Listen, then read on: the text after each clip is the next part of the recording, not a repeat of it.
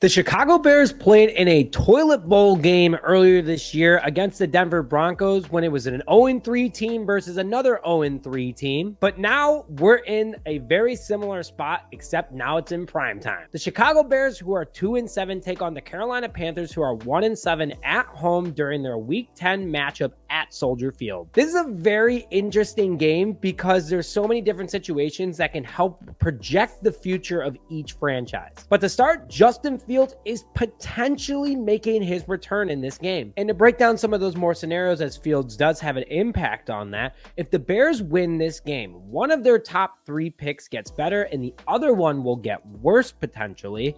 Vice versa if the Bears lose. Panthers want the Chicago Bears to lose because the Chicago Bears own Carolina's pick. The better their record is, the worse their value of their pick becomes, because Carolina currently is the number 2 overall pick in the 2024 NFL draft. And the Bears got that pick from Carolina because of when they traded last year's number 1 overall pick to the Panthers for their number 9 overall pick, DJ Moore, and then which that number 9 overall pick ended up becoming Darnell Wright. But also, if Chicago loses to the worst team in football, Matt Eberflus might actually get canned in the middle of the season. Kevin Warren, I think, is about to snap. I can just feel the tension every single time they put the camera on him. And I think he knows, watching what the Raiders just did and getting that win over the New York Giants with intern head coach. I mean, I don't know. Crazy things could happen. It's a mess, but a good, weird rebuilding mess. Just like this game could go. Hello, everyone, and welcome back to this episode of Just Another Year Chicago. My name is Nick Rohde, and as always, thank you for tuning in. Today's show is a preview of the Panthers versus Bears game and why Chicago needs to win this game to help them overall for the future. Matt Eberflus and staff are not coming back after how this season has gone, unless they win the rest of their games, and that's still in question, so I'm not even really putting that into a factor. If you are excited for this game, for all the mixed emotions and different scenarios that it's providing, make sure you smash that like button real quick and put your thoughts in the comment section below about how you want the outcome to be for this upcoming game. So let's get into the breakdown. Starting with the defense, the Bears defense has been dominating against the run, now ranking 4th in the NFL and averaging only 79.7 yards per game allowed. Bears pressure at the quarterback also went up last week against the Saints thanks to the addition of Montez Sweat. Clearly though, 0 sacks last game is not ideal, but I am giving them a pass because Montez Sweat only had 2 days of practice, and the quarterback pressure against the Saints, who are a better football team, was much higher than the rest of the season for the Bears so far. Bears need to win this game to get a huge confidence boost for the defense going against one of the worst offenses in the NFL right now in the Carolina Panthers. If they can dominate the Panthers, if they can stop their offense, big momentum shift for this defense to give them confidence going through the rest of the season. The optimism in me keeps saying that the Lions started 1-7 last year. Bears are 2-7 at the moment. Who knows?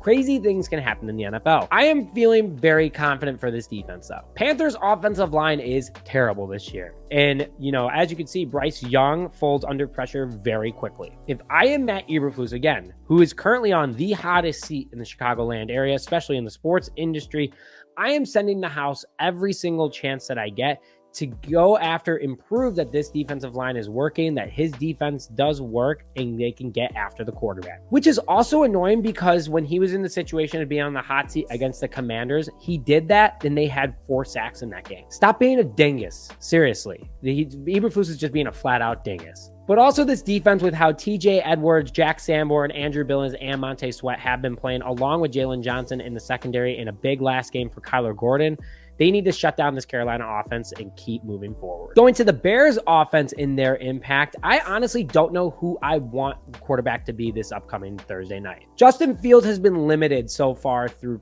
practice all week. It looks like it's a 50-50 shot if he's going to play.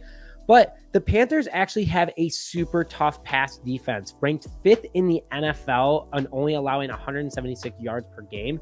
And honestly, if Fields is going to be under pressure, if Fields is going to be going against a tough defense, for his confidence, for his health, just sit him out one more game. Let him give that extra 10 days of rest because the Bears have 10 days in between games, and let him get healed up. I'm not saying that Tyson Bagent would do a better job, by the way. But if Fields isn't 100% going against a 1-7 team, I'd rather him be 100% and show what he can really do instead of potentially hurting himself again against a game that's practically meaningless and should be a win.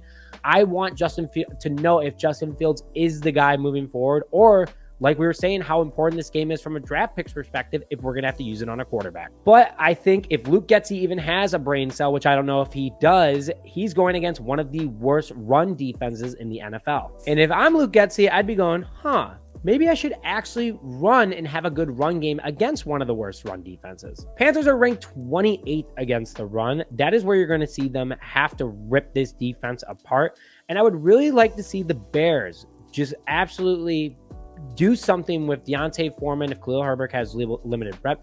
Darrington Evans and Rashawn Johnson, just run the damn ball. Also, make sure your offensive line is doing their job. I would love to be a fly on the wall in all of the offensive meetings at Hallis Hall just to hear the thought process of these coaches, especially in planning in the second half. So let's go to the rankings of how these teams are against each other. The offenses against each other are pretty even. The Panthers are definitely worse so. Passing game, Bears are ranked 24th. Panthers are ranked 27th. The running game, the Bears are ranked 4th, which is great. Panthers are ranked 24th. Points scored, Bears are ranked 18th. Panthers are ranked 26th. In total yards, Bears are ranked 19th. Panthers are ranked 28th. So the defense has a pretty easy day. There's no excuses that this offense should be putting up a ton of points or even a lot of yards on the Bears defense. Again, a big confidence game for them. The defenses, though, that's where things get a little interesting. Against the passing game, the Bears are ranked 28th and the Panthers are ranked 5th. For the running game, the Bears are ranked 4th. The Panthers are ranked 28th. Legitimately flipping their strengths for the pass and run game defense-wise. Points scored, the Bears are ranked 28th. Panthers are ranked 32nd. They give up a ton of points. And total yards, the Bears are ranked 19th, but the Panthers are ranked 8th. So I don't know. This could be a very interesting situation. You have to run the ball against this terrible run defense and also a team that gives up a ton of points.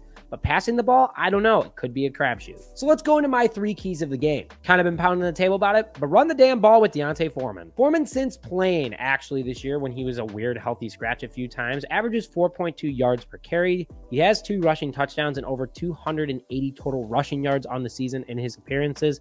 It's crazy to me how he was not used at all. And imagine if we actually ran him a lot. I don't care if Herbert's back. Foreman's been doing what's been working. He's been the dominant back. Give the ball where it's hot. Number 2 for Matt Eberflus, like I was saying, and in the thumbnail that his seat is hot, is that you have to send the house against this Carolina offense. They have no running attack. They have no passing attack. If you take away both of those by just sending the house and stuffing them in the backfield and also causing pressure on rookie quarterback Bryce Young, you're going to get interceptions, and that's what helps win ball games. Young has 7 interceptions and a QBR of 29.5. He cracks under pressure. He's clearly in his own head because he should be performing considering he was the number 1 overall pick. A lot of big questions there for the Panthers, but you got to send the house, and Montez Sweat has to get a sack. And third, and this is at Luke Getsy, you target DJ Moore more than 12 times this game. Going against his former team, he's going to want to rip it up, but also embarrassing in the Saints game that Moore only got 5 lazy-ass targets. Sorry, I'd never really swear. That shows how annoyed I am. So yeah, those are my 3 keys to the game. That is what's going to help you beat Carolina. And you want to win this game. I don't care if our personal pick goes back a little bit. If Carolina's keeps getting worse, which they are ahead of our personal pick because they're number 2 and we're number 3, so be it. You do all that. And I think Chicago wins this game. And in my opinion, I do want them to win. No matter what, Matt Eberflus is gone after the season, like I kind of said earlier, with the rest of his staff, except maybe our special teams coach. So might as well get another win, get a 10-day break, have the same amount of win totals last year, and overall worsen the Panthers record. Again, smash that like button on this video. Put your thoughts in the comment section below. But with that, thank you very much for joining this episode of Just Another Year Chicago. My name is Nick Rhodey, and as always, bear down, baby.